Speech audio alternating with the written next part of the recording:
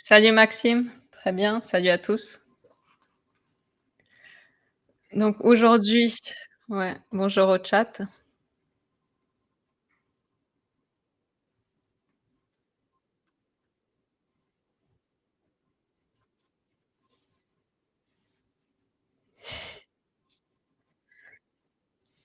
On a laissé 5 minutes de battement, un peu plus, pour que tout le monde puisse se connecter.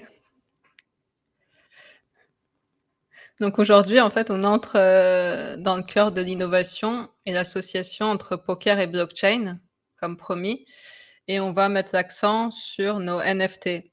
Alors, pour rappel, le Diem Token donc sort le 16 décembre, comme vous le savez.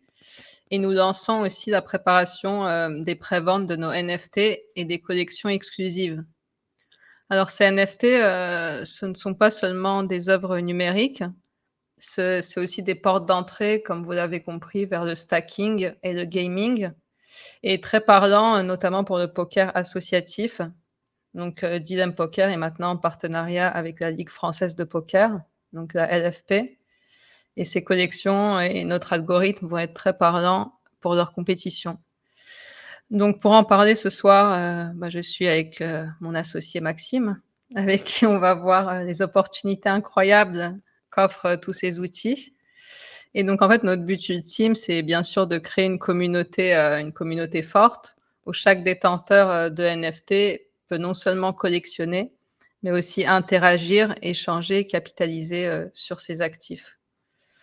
Donc, pourquoi en fait, pour vous expliquer pourquoi, on a décidé d'associer poker et NFT. Maxime, peux-tu nous en dire un peu plus?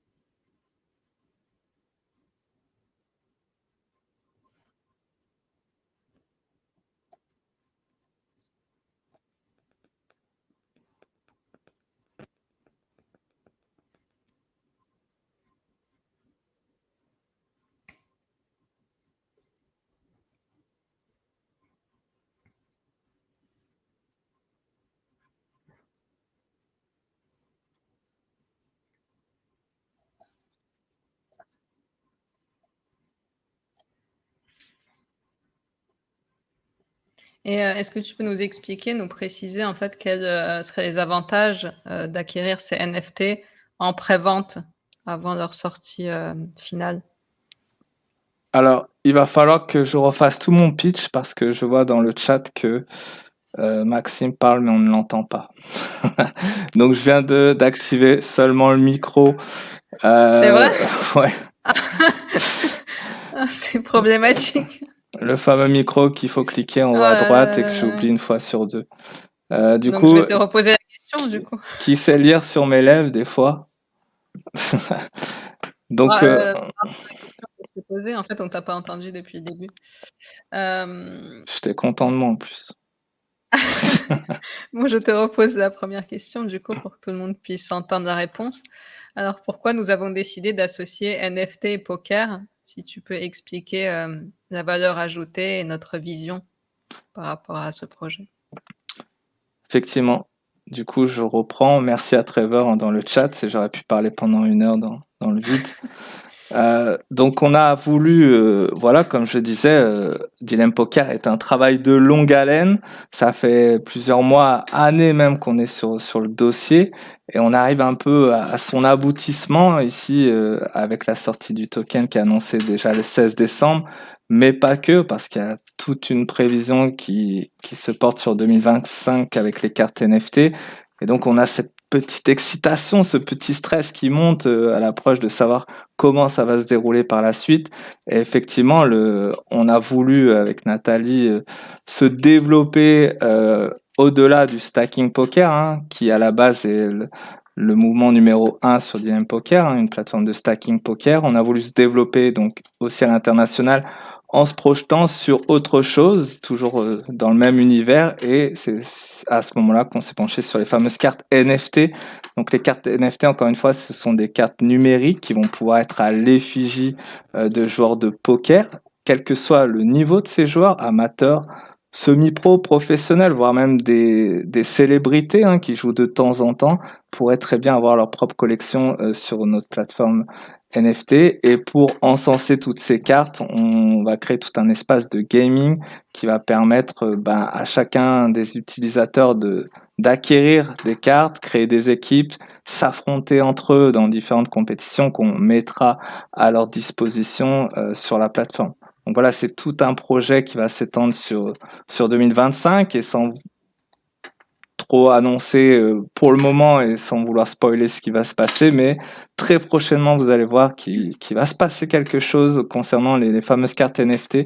Donc soyez connectés si vous nous écoutez sur le replay, restez en alerte sur les infos d'Ilem Poker qui vont suivre parce qu'il va se passer pas mal de choses jusqu'au 16 décembre déjà premièrement et puis par la suite eh bien via les NFT. Bah, très bien, je pense que c'est très clair. J'espère qu'on t'a entendu cette fois-ci. Ou jamais 203, sinon on la refait, mais Non, là, je pense on est bon. et est-ce que tu peux expliquer quels sont les avantages d'acquérir ces cartes, numériques maintenant en prévente, avant leur sortie, officielle, si je puis dire?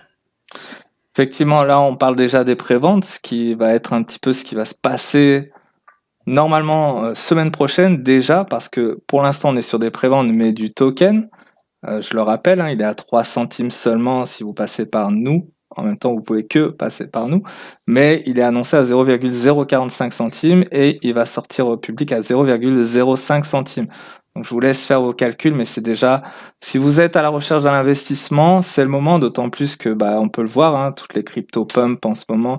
Donc souvent quand la plus grosse, le Bitcoin, évolue dans le bon sens, c'est la locomotive, donc tous les wagons derrière suivent dans le même sens très souvent. Et encore une fois, on le rappelle, hein, notre token à nous, c'est un token utilitaire, donc qui vous sera utile en plus d'un investissement, qui vous sera utile par la suite sur les plateformes. Et du coup, pour revenir à la question qui était... Pourquoi acquérir ces NFT maintenant en prévente? Voilà, Quels sont donc les avantages? revenons sur les NFT. Donc les NFT, vous allez bientôt, vous allez voir, pouvoir déjà proposer votre propre collection grâce à nous et la commercialiser déjà en pré-vente. Donc ça, on va s'arranger avec chacun d'entre vous. On vous fera quelques calls en privé pour vous expliquer toutes les conditions de comment ça va se passer. Et bien évidemment, tous ceux qui bénéficient de cet avantage-là auront des pourcentages de réduction sur l'achat réel des cartes et feront déjà un investissement rentable sur les cartes. Rappelons quand même les cartes NFT, en dehors de l'esprit gaming qui va se juxtaposer dessus par la suite, il y a quand même cette idée d'investissement aussi sur un joueur. Plutôt que de faire du stacking sur un tournoi précis où on le sait, on a à peu près 15% d'ITM, Donc, quel que soit le niveau du joueur, il peut passer à côté. Autant si vous investissez sur une carte NFT, autant si ce joueur perd ne serait-ce que dans un an, sa carte va prendre de la valeur dans un an et vous allez faire votre plus-value dans un an. Donc l'intérêt de l'acheter avant tout le monde, c'est de l'avoir au prix pareil, hein, le moins fort, et pouvoir la revendre par la suite à un prix plus intéressant. Et justement, j'ai une troisième question et je pense que ça va éclairer pas mal de personnes qui nous regardent et qui se posent peut-être cette question. Comment en fait ces NFT interagissent, avec le Dilemme Token? Parce que là on parle NFT, token, donc peut-être que vous vous y perdez un peu et du coup, comment ces NFT interagissent donc avec le token Dilemme? Quel est le lien en fait entre les 2? C'est un peu peut-être la question, phare. Effectivement, les NFT, donc ce sera un premier point où vous allez pouvoir créer votre propre collection, donc vous aurez vos propres cartes, il y aura l'espace gaming, et à côté il y a le Dilemme Token qui est une monnaie virtuelle, mais qui sera indexée sur la plateforme NFT Dilemme et aussi sur la plateforme de stacking. Donc ça va végéter sur l'écosystème Dilemme Poker. Donc avoir du Dilemme Token vous permettra de les utiliser sur le stacking et d'avoir des avantages au stacking, c'est-à-dire par exemple pas de commission sur la vente de vos parts ou en tant qu'investisseur sur l'achat, une mise en avant sur les réseaux, une mise en avant sur la plateforme par exemple.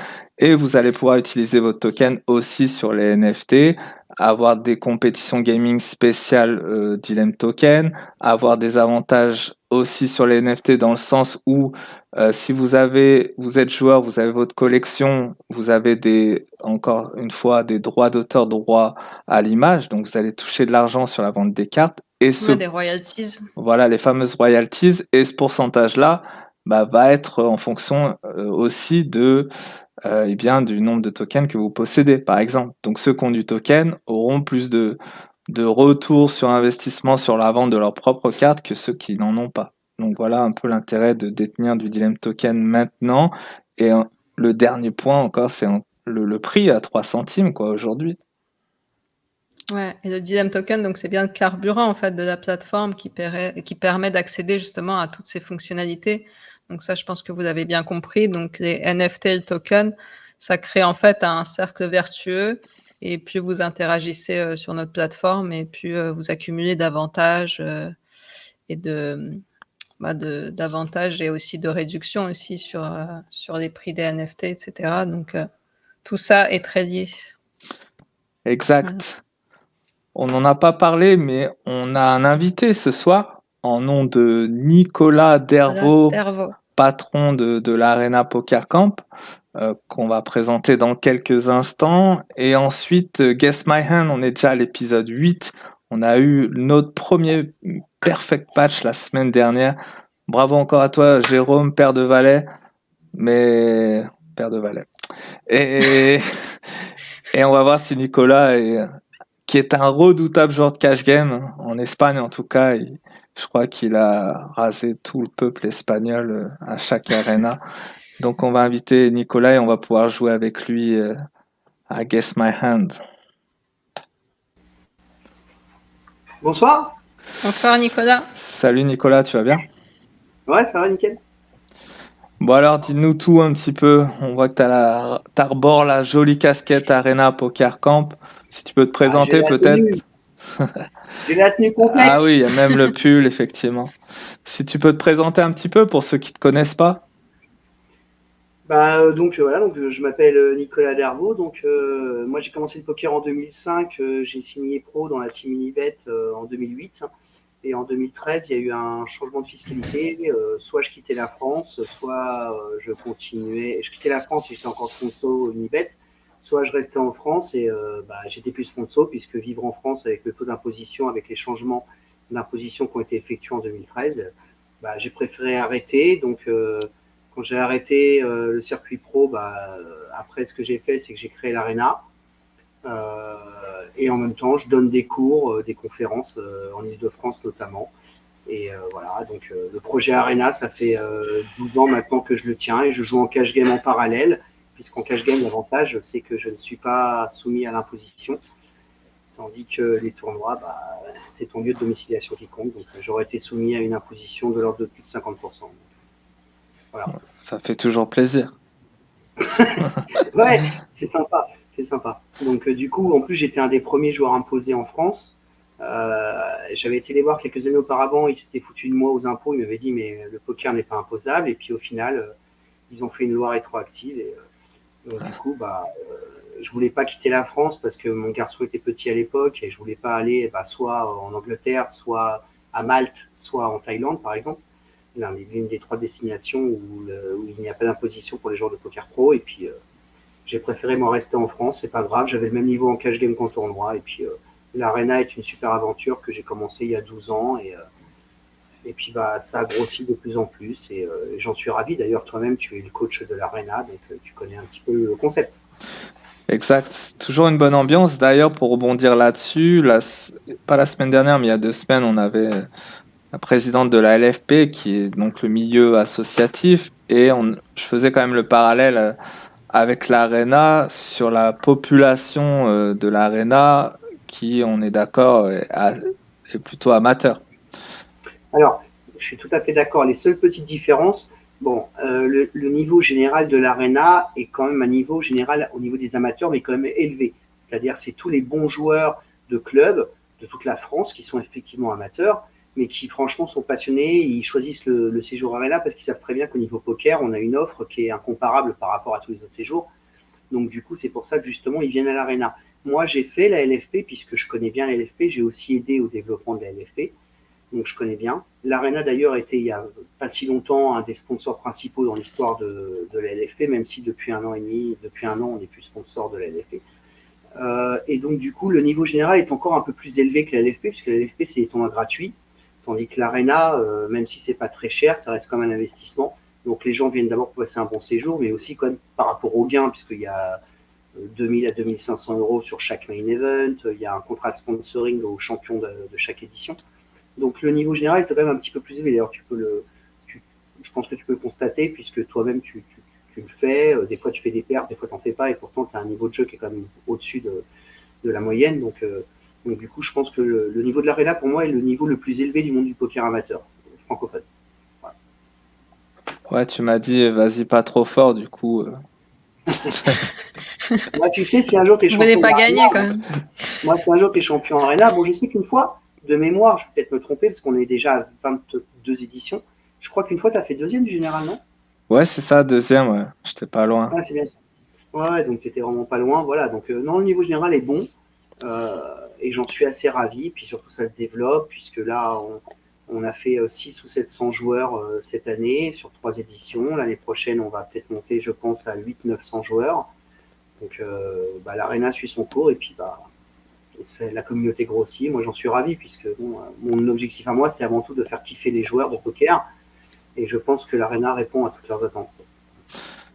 Et donc, pour faire un parallèle avec Dilem Poker et l'Arena, je pense que les collections de cartes numériques peuvent éventuellement intéresser ta communauté.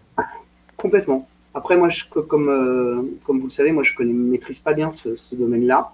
Donc, il est certain que si vraiment je sens que, et pour Dilem Poker, et pour l'Arena et sa communauté, c'est bénéfique, moi, je serai un des premiers à relayer via la communauté de l'Arena toutes les offres que vous proposerez. Ah, c'est sûr, on va pouvoir créer une collection à chaque participant de l'Arena. En bonus, ça peut être qu'un plus. Ça va être un plus dans tout l'écosystème poker d'ailleurs, et aussi dans le milieu amateur, parce que la plupart des joueurs amateurs aiment ce jeu. C'est pour cette raison qu'ils y jouent et sont passionnés. Et du coup, avoir des cartes à leur effigie ne sera qu'un plus, hein, dans tous les cas pour eux. Donc, on est assez pressé de démarrer tout ça pour voir un peu comment ça va se passer, mais on a déjà plein d'idées qui promettent. On a déjà aussi pas mal d'accords avec certains, donc. De toute façon, ça fait plusieurs années maintenant que tu travailles sur ce projet, je le sais, puisque on se connaît quand même bien, mais on s'est connus à tes débuts. Puisque tu étais même un mec qui est venu à l'Arena en tant que joueur, donc tu n'étais même pas coach ni quoi que ce soit, tu étais encore, on va dire, amateur ou semi-pro, je ne sais pas. Et puis après, on est parti à Vegas tous les deux. Ton plus gros gain en live, sauf erreur, on était dans la même chambre. Et tu m'as demandé de te stacker juste avant.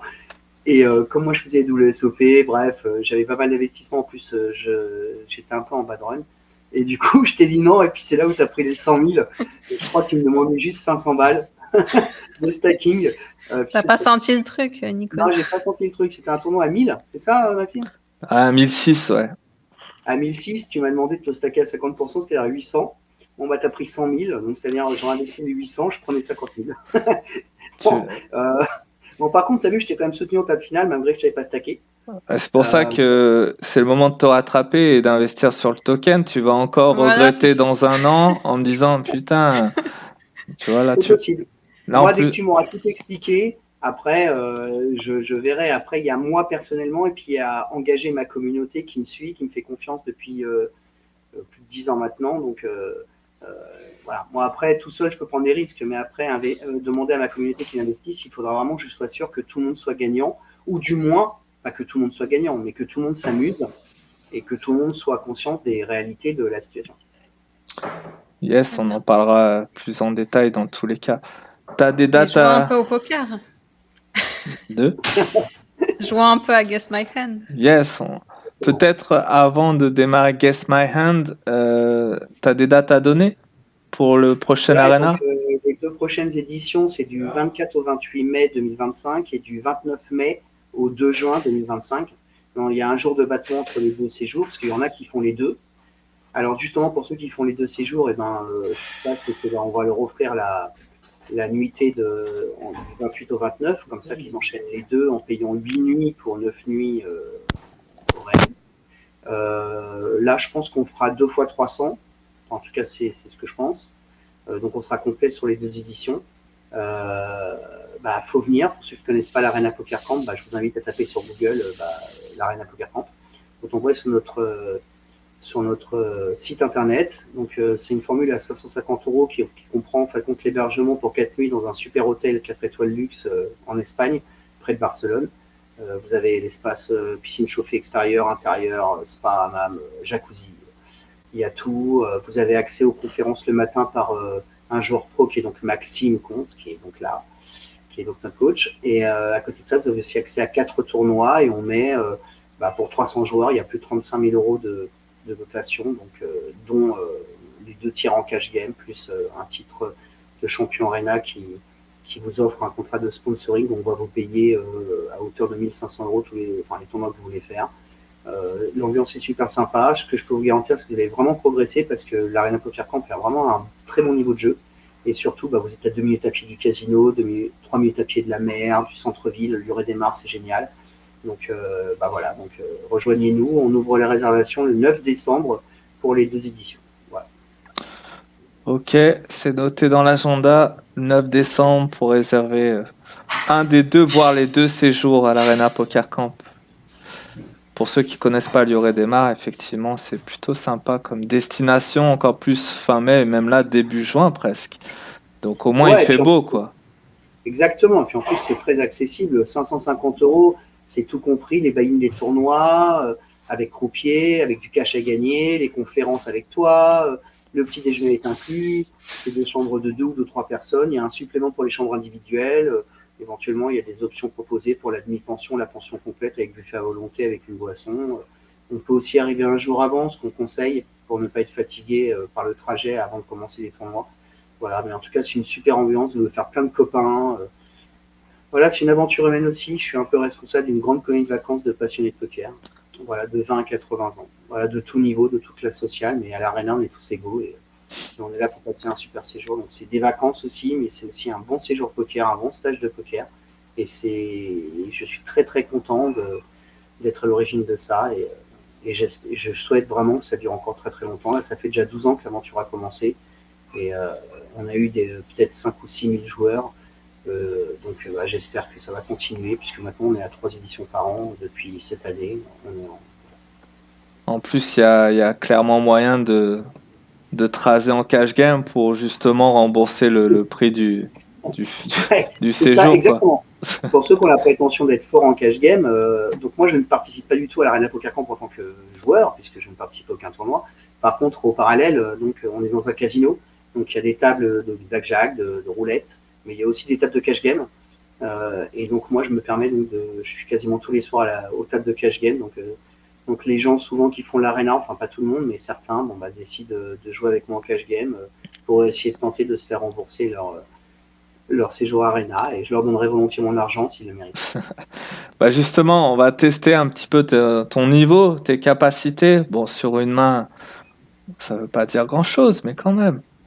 On va jouer à Guess My Hand. Tu connais un peu le principe? Alors,